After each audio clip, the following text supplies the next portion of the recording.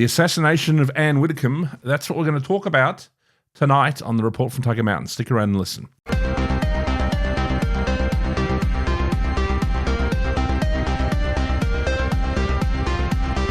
Yes, ladies and gentlemen, Ann Widdecombe has been murdered over in the UK. Now, I don't know if you're familiar with UK politics, but Ann Widdecombe was one of the more colourful people connected to the Reform Party, to Nigel Farage, and to the kind of culture wars that are going on there at the moment. And, her death was announced recently. She was quite a senior lady of 78, but she was a great debater. She was quite feisty, colourful older lady, and very much quintessential English, an older English woman, who reminds us maybe of some of our mothers or something like that. So, her murder, they instantly announced, because whenever this kind of thing happens, you always think, well, was it a Muhammad or Abdullah that did this? So they were very quick to point out that it was a white man. It was the first thing they said, because they wanted to try and point out that it wasn't Abdullah or Muhammad, that apparently it was some kind of mentally defective or disabled, mentally slightly disabled, or on the spectrum, or whatever you want to call it,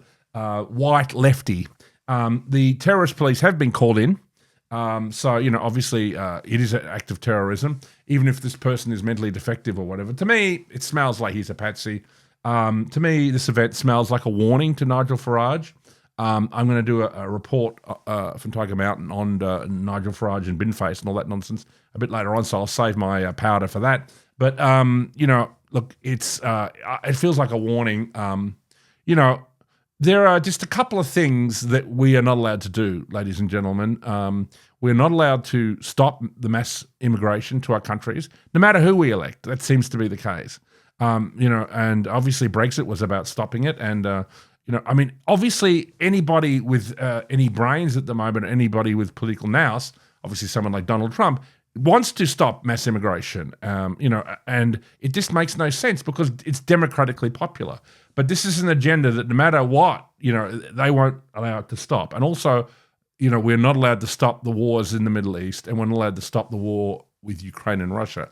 There are other agendas, like a lot of the woke agendas, the DEI nonsense. These are also things that no matter who we seem to elect, that this agenda never seems to stop. Obviously, with Pauline Hanson, we hope that she can stop some of those things locally, and obviously that's the hope. Obviously, this assassination of Ann Widdecombe has the aroma of what happened with Jill Dando, who was investigating English pedophiles and other conspiracy-related material, and she died under mysterious circumstances, and the investigation was botched or covered up. This feels like something like this is going on. The guy who killed her, with this strange leftist weirdo, lived in Rotherham and had to travel a long way, so it was very much intentional. He travelled down to Devon, where Ann Widdecombe lived. Obviously, Hanson's been over in the UK at the moment, doing her own investigations. And, it comes at a very interesting time, this assassination. And obviously, with the death of Lindsey Graham and the illness of Mitch McConnell, we're entering a very strange time, ladies and gentlemen.